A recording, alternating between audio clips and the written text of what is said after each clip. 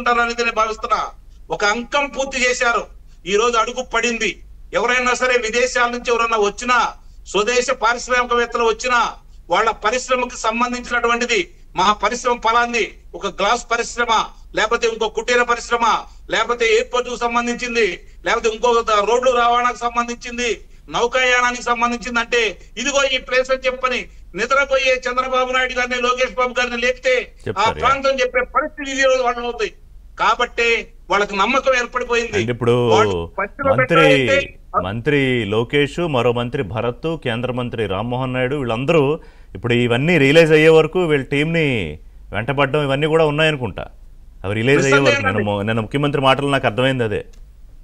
ఈ రోజు అధికారులు అంటే ఇక్కడ కొన్ని విషయాలు మనం గమనించుకోవాలి. ఇందాక మిత్రుడు విద్యాసాగర్ గారు చెప్పినట్లు ఇన్ని వేల మంది ఇక్కడికి వస్తే వాళ్ళకి సంబంధించిన ఆహారాలు కావచ్చు, వాళ్ళకి నివాసం కావచ్చు, వాళ్ళకి రవాణాకి వాహనాలు కావచ్చు, వాళ్ళని ఆతిథ్యం ఇచ్చిన విధానం కావచ్చు, వాళ్ళ ఆహ్వానించిన విధానం కావచ్చు, ఇదండి వాళ్ళ మనసులు గెలుచుకోవడం అంటే.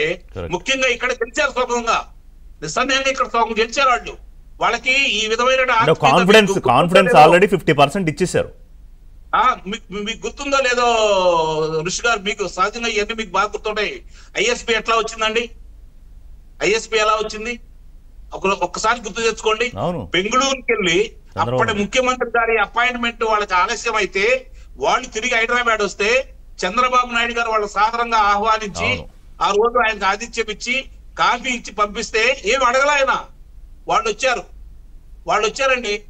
ఈ రోజు ఒక విషయం చెప్పండి, ప్రపంచ దేశాలలో ఏ ముఖ్యమంత్రి పక్కన అగ్రరాజ్యమైనటువంటి అమెరికా అధ్యక్షుడు కూర్చున్నాడు చెప్పండి?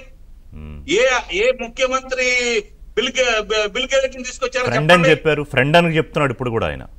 చంద్రబాబు గుడ్ ఫ్రెండ్ అంటాడు ఆయన. అదే చెప్పేది. మరి అంటే ఇది సాధించినటువంటి అంటే ఒక వ్యక్తికి ఆలోచన విధానంతో పాటు విజన్, నా ప్రజలు జనం ఇదేనండి చంద్రబాబు నాయుడు గారి యొక్క ఆలోచన. దానికి ఈ రోజు ప్రధానమంత్రి గారి సహాయ సహకారాలు పుష్కలంగా ఉన్నాయి కాబట్టి, కేంద్ర ప్రభుత్వం కూడా వెన్నంటి మనకు ముందు నడిపిస్తా ఉంది కాబట్టి, చంద్రబాబు నాయుడు గారి వేగాన్ని చూసి అబ్బుర చెందుతున్నారండి ప్రతి వాడు కూడా, ఆశ్చర్యపోతున్నారు. 75 సంవత్సరాల నవ యువకుడు ఆయన. నిస్సందేహంగా చెబుతున్నాను, సిగ్గుపడుతున్నాను నేను ఆయన చూసి. అసలు ఏంటి నా వయసు ఏంటి, ఆయన వయసు ఏంటి? మాకేమో మేము 40s లో ఉన్నాం కాబట్టి మాకేమో కాన్ఫిడెన్స్ ఇన్స్పిరేషన్ వస్తుంది. అంటే మేము 70కి వెళ్ళాక కూడా ఇలాగే ఉండాలి అని, అలా అంత కష్టపడి పని చేయగలగాలని ఈ భరోసా అండి. ఈ రోజు ప్రతి వాళ్ళు కూడా ఒక్కసారి చంద్రబాబు నాయుడు గారు లాగా ఒక్కరోజు పని చేస్తే చాలు, నా రాష్ట్రం నేను బాగు చేసుకోవచ్చు అనే ఆలోచన ఈ రోజు ఎవరికి ఏ పార్టీకి సంబంధం లేని వ్యక్తుల మనసులు. నాకు ఇంకొకటి బాగా అనిపించింది ఏంటంటే, పీయూష్ గోయల్ గారు నిజంగా ఆయన నిష్కల్మషంగా ఆయన చక్కగా మాట్లాడుతూ ఏదో డ్రోన్ సిస్టమ్స్ కి, స్పేస్ సిటీకి శంకుస్థాపనలు చేశాక భారతదేశము ఆంధ్రప్రదేశ్ అన్నాడు ఆయన. ఆయన ఏమి రాష్ట్రానికి సంబంధించిన వ్యక్తి కాదు, ఇది కాదు, కానీ ఆయన ఆ పోల్చారు. మీరు ఇందాక అన్నప్పుడు నాకు అది గుర్తొచ్చింది. అది కాదు ఋషి గారు, ఆ మనసు గెలుచుకునే విధానం, నాయకత్వ లక్షణం. భయపెట్టడం కాదండి, భరోసా కావాలి మనకి. మనము ఈ రోజు బెదిరించడం కాదండి, అభివృద్ధి కావాలి. మన పిల్లలు, మన భవిష్యత్తు ఈ రోజు నేను చూడలేకపోవచ్చు. నిస్సందేహంగా నా పిల్లాడు ఈ రోజు బీటెక్ పూర్తి అయిపోయింది, నా పిల్లాడికి అవకాశం రావచ్చు, రేపొద్దున వాళ్ళ పిల్లలకు అవకాశం రావచ్చు. ఇది కదండి ఈ రోజు హైదరాబాద్ నగరం అభివృద్ధి చెందింది అంటే ఒక వాస్తవమైనటువంటి అద్భుతమైన నగరం అది, మన చారిత్రాత్మక నగరం. కానీ ఆదాయ మార్గాలు చూపించినటువంటి వ్యక్తి దార్శనికుడు నారా చంద్రబాబు నాయుడు గారు. ఇప్పుడు కాలిఫోర్నియాలో లేకపోతే అమెరికాలో అనేక స్టేట్స్ లో ఉన్న ఐటీ ఎంప్లాయీస్ ఇండియన్స్ లో చైనా ఇండియా ఎక్కువ ఇండియా కదా, అందులో తెలుగు వాళ్ళు ఎక్కువ మంది ఉన్నారు కదా.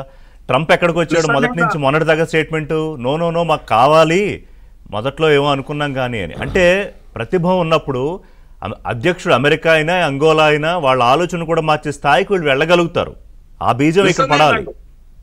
ఇప్పుడు ఒకటి గుర్తుపెట్టుకోండి, ప్రపంచ దేశాల్లో ఏ ఒక్క సాఫ్ట్వేర్ కంపెనీ గొప్ప కంపెనీ కాడికి వెళితే 100 మంది భారతీయులు ఉంటే 30 మంది తెలుగు వారు ఉన్నారు. 30 మంది తెలుగు వారు ఉన్నారు, గమనించుకోండి మీరు. అది ఎలా సాధ్యమైంది? నారా చంద్రబాబు నాయుడు గారు 38 సాంకేతిక విద్యాలయాలని 350 సాంకేతిక విద్యాలయాలుగా మార్చిన తర్వాత మాత్రమే సాధ్యమైంది.